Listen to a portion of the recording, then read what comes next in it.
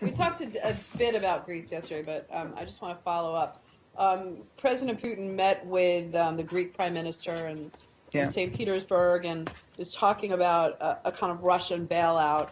And I'm wondering if that's a concern to, obviously Greece needs the help, but are you concerned that Russia is trying to use financial kind of influence to divide the EU over Ukraine and the possible rolling over of sanctions or passing new sanctions? I think the way I'd put this, at least, is we've continued to emphasize the need for Greece and international partners to take urgent steps toward compromise. I can't and won't speak specifically to the discussions that Greece and Russia might have had.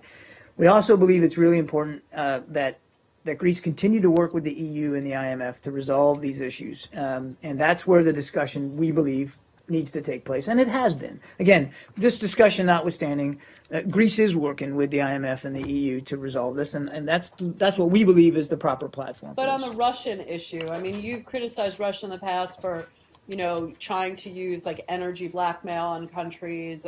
I'm just concerned if you're worried that Russia is going to throw its money around Europe to try and influence countries from, not being tougher on their actions in Ukraine. I mean, European unity on this issue has been one of the things that's been successful in the sanctions. And I think coming out of the G7, you saw a lot of unity in Europe for continued sanctions against Russia and the possibility for increased sanctions to further isolate Russia. Again, not speaking specifically to this conversation, the one that Greek leaders had with Russian leaders, we still believe that, first of all, Europe remains united against Russia and what they're doing. We've been very clear about Russia's bellicosity, not just from a military perspective, but economic as well.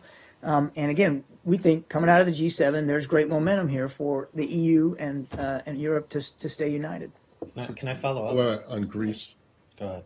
Just on Greece, you said Greece is working with the IMF and the EU. Well, that might come as a bit of a surprise to the IMF and the EU because over the course of the last 36, 48 hours, there's been, they've really gone to the brink. They're at the edge of the cliff right now. And I'm just wondering if that's, does the administration really believe that Greece is working